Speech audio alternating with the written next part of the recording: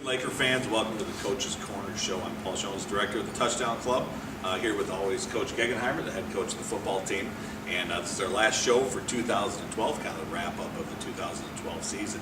Why don't we start there, Coach? Why don't you just kind of recap 2012? I know our last show was a Friday right before we went into Lakeville North, at Lakeville North. And why don't you kind of just take it from there? Kind of a big game that night.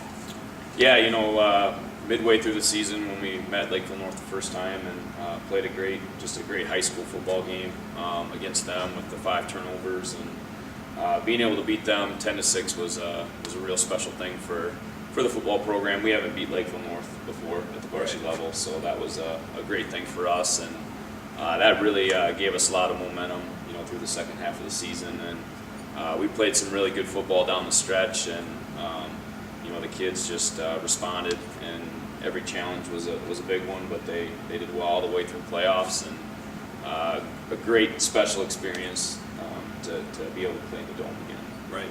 And, kind of the way that we went through the playoffs, a little different format this year with only 2 playoff games, and playing Park the first game, didn't really know much about them since I don't know if we've ever played them before. Yeah, the new crossover games for the 6A is an exciting thing, and we never thought we'd play a team like Woodbury, and it was an exciting thing for the football program. Yeah, definitely. Get to see some different things, and then into that quarterfinal game in the Dome with Lakeville North again. And why don't you kind of just take us through the whole experience? What it was like for the kids and the coaches to be down there for the second year in a row, and then obviously a letdown not being able to win that game, but a great effort put in by all the kids. Right. Yeah, the best thing was being able to go there for a second year in a row. We felt more comfortable just going to the Dome and understanding the schedule and what it's like to play in the Dome, and it was a good thing for us to make sure that we practiced over in the Savage Dome and made sure that we were ready to go. And then the game was a tough, challenging game for us, and we knew we'd have to play pretty well to beat Lakeville North again. And the kids absolutely played their hearts out, and it's one of those games where you leave everything on the field, and we had some chances to do some good things, and Lakeville North played a very good game. And they're a great team. A very good team, and so we're fortunate to have the opportunity, but obviously we'd like to play a couple more. Yeah, absolutely. Well, we get Lakeville North back here at Prior Lake next year, so that'll obviously be another great game there. Obviously we lost a lot of great players that are leaving us this year, and we had a ton of awards. Probably the most, since I've been involved, probably the most all-conference and everything that we've ever had. Right. So if you want to just kind of walk through the players and the awards that we got, and some of the accomplishments of the guys. Yeah, with winning the conference, we were able to get a lot of guys recognized, which is great.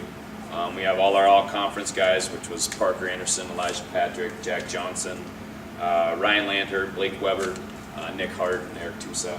And then our honorable mention guys were Dylan Jackson, Ike Björklund, Cody Cohout, Alex Hart, Nick Vanek, Zane Larson, and Jazz Jaycox. So a lot of guys that got recognized, and the better you do in conference, the more guys get recognized. So hats off to our players for that. Yeah, and I know along with that comes the academic awards as well. Yeah, we're fortunate as a team to get the gold standard again. We got that last year as well, and that's a big thing that we preach to the kids, that it's not just about football, but the academics part has to be part of that. Right, and that's the 3rd year in a row that we've had an academic all-state player. Yep. We had 2 last year and 1 the year before, and that's just such a great tradition. Yeah. Hopefully we keep that going. Yeah, Cody Cohout was named academic all-state this year, and very deserving of that award. He's a lot smarter than I am, I know that. And a great kid, and he had an awesome season as well. Yeah, he did, and we were able to get some other good awards. Some second-team all-state guys for the Star Trib was Elijah Patrick, Ryan Lanter, and Eric Tusa as well. We also had Elijah got some good awards. He was named South Suburban Conference Lineman of the Year, and also named to the Vikings All-State team, which was outstanding. Right. And then Nick Hart was also named All-Metro through KR11. Right. And then we also had both Nick and DJ who were up for the KR11 Hot Highlight, which I don't know if we've ever had that before. So it's pretty neat how we're starting to get recognized a lot more, by what we're doing on and off the field. And I think people are starting to notice that Prior Lake's not an up-and-coming program. We're there. Yeah. To compete with anyone. Yeah, you look at the final 8 teams in 6A, for the quarterfinals, and the Eden Prairies, the Wayzatas, the Eastviews, the Lakeville Norse, all those teams are, people are talking about those teams, but they're talking about us as well, which is nice. Yeah, it's nice to be in that conversation. Yeah. Winter strength team, we've been going for about 4 days now. Why don't you kind of walk us through what you're going to do this first week, then we get the Christmas break, and then how that prepares the kids getting ready for the summer. Right. This is the winter strength team is a big session for us. We have about 90 kids registered so far, and we like another 100 at the middle school too, right? Yep, our middle school has about 100. So we have a lot of good coaching staff that is working with both the middle school program and our program. This week has been more of an intro week just to get their bodies back into lifting and conditioning, and then when we get back in January, we start with our loading phase, which is an important part of really developing these athletes throughout the entire winter. And I've seen some sore kids walking around already, so something's working. That's good. But it definitely, you can see over the last 3, 4, 5 years how our kids are that much more conditioned and stronger than a lot of the teams we play. And I think that's made a big difference. Yeah, our weight room is probably one of the biggest factors why we're becoming more and more successful. And our kids work hard. We're fortunate that they come and they come and work hard every day. Right. Well, we did forget one award, Section Coach of the Year. Again, second year. I know you love when I point that stuff out, but it truly is. It's an honor for that. To go to you again this year, and the phenomenal job that not just you, but the entire coaching staff, the hours and the time that you guys all invest it's just beyond. I think anybody that they can comprehend if they don't actually see you guys doing it all the time, and your coaches are all so dedicated. Yeah, it's nice to get some recognition, but the recognition should go to my coaching staff and the players and the people that I have surrounded me. That's what makes this thing go. Right. Definitely. You couldn't do it alone. There's no doubt about it. So we're leading up into the spring meeting, which is going to be May 5th. So any incoming freshmen for next year, everybody needs to be at that meeting. We'll put the times on the website soon. It's usually later in the evening on that Sunday. And why don't you kind of walk through what we do at the spring meeting? The spring meeting is important just to get everybody on the same page in terms of the summer calendar. Our summers are always busy with practices and with camps and everything. So it's a great time for those incoming freshmen to get a little feel for the program. And we order apparel, and we talk about everything that has to happen before we actually hit summertime. And leading up into summer, we're going to be doing camp again. I'm guessing out of town at Southwest Minnesota State again. Yes, we will. We'll go to Southwest like we did last year, and it was a great experience for us last year. And the kids that all went through it this year really said we should continue to do that. So that's good, not just for football, but just for the kids spending time with one another. Right, and that's, I think, it's just as fun for the coaches. It's kind of fun to see the coaches then, the lineman coaches putting together the fishing tournament. A lot of fun stuff.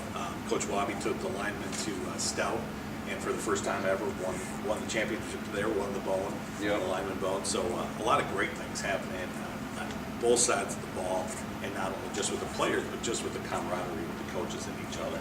Yeah. So pretty cool to see. Yeah. Former players, we've had a couple players, former Lakers that have done some special things this fall. So you want to talk about that? Yeah, we had 5 or 6 players go on and play at the next level, and some got to contribute right away. Matt Aarons, who ended up out at Princeton, ended up starting at corner for a few games, and he was actually on national television, so got to see him play a little bit, which was awesome. And then just last week, Jack Kaiser, who ended up at St. Thomas, got a lot of snaps and got to play a lot of football as a true freshman. And in the championship game, he played pretty much the entire game. So it was great to see some of those Prior Lake kids on TV playing. And, yeah, it's pretty weird to flip on ESPN and see those guys. Yeah, it's good for them, great for them, and it's great for our program. And just very proud of those guys and the other guys that went on and played college football. Absolutely. So overall, outstanding season, Coach. I have to thank our fans too, and the students. The support that we got from the Lake, the students, and we printed up those T-shirts when we were going to state. we said we were going to start selling at 6:30. At 6:32, we were out. That was like 330 T-shirts, and we sold another 600 over lunch the next day. It's crazy how much the community and the students support this team, and it's such an awesome feeling to go into the Dome again this year and see Lakeville have a decent crowd, and us just completely fill our side of the Dome. It's so awesome to see. Yeah, I can't say enough about the people that support us each and every week. And as we went through playoffs, it seemed like more and more people were coming out and supporting us. And being able to look, from the Dome on the field, look up and see our crowd and see our fan base it's a pretty special thing, And I think our crowd was probably the biggest one that I saw throughout the entire state tournament. Yeah. Even the finals. Yeah. We just really appreciate everybody coming out and supporting us. Right. And the students have been, the way they've behaved at the games has been great. They've been a great example. I know they even set up, I'm not sure if you were with this, they did a touch football game with Burnsville, and they had the school police officer be the referee, before the game here against them, and kind of got the other teams involved, kind of the donation to cancer games. We've been in working with other teams on that too. So it's pretty cool the things that our students have done, how involved they get with doing all this. Right. Well, I'd like to thank our sponsors for sure. We had a great number of sponsors. We've got about 55 to 60 sponsors at all different levels, and we couldn't do what we're doing at the booster level and supporting the team without the support of all of our corporate sponsors and our family sponsors. We look to hopefully many more next year, and a lot of things that we're looking forward to improve, not only just to support the team, but to improve the stadium, the scoreboard, and whatever else we can do to just kind of support the team and support our kids, not only as athletes, but in the classroom too. Yeah, we're very fortunate to have people that want to be involved and support the program, and we look forward to just keeping it going. Right. Well, looking forward to next year. I know we start home at Egan, home against Egan, and then we go on the road to Eden Prairie, Right. which what a great test right away. Yeah, both those games will be, but going to Eden Prairie will be kind of cool. Yeah, it's exciting to play some of the other teams, and Yeah. a good measuring stick to see where you're at. Absolutely. And then we stay home for 3 more games in a row right after that, and then go on the road for our final 3. So kind of a flip-flop from this year. Right. But hopefully we get the nice warm weather at home this time. Yeah. And just kind of finishing up on the road, and another South Suburban Conference title is hopefully right around the corner. Yes. All right, well, congratulations Thank again, you. Coach. Thank you again to our sponsors, and this will be our last show for 2012, and our next booster meeting will be the second Monday in January in 293 at 6:30, and we look forward to as many people as possible. Freshman parents, you're more than welcome to come out and help support and really kind of shape the future of Prairie Lake football. Thanks, Coach, and happy holidays. Thank you.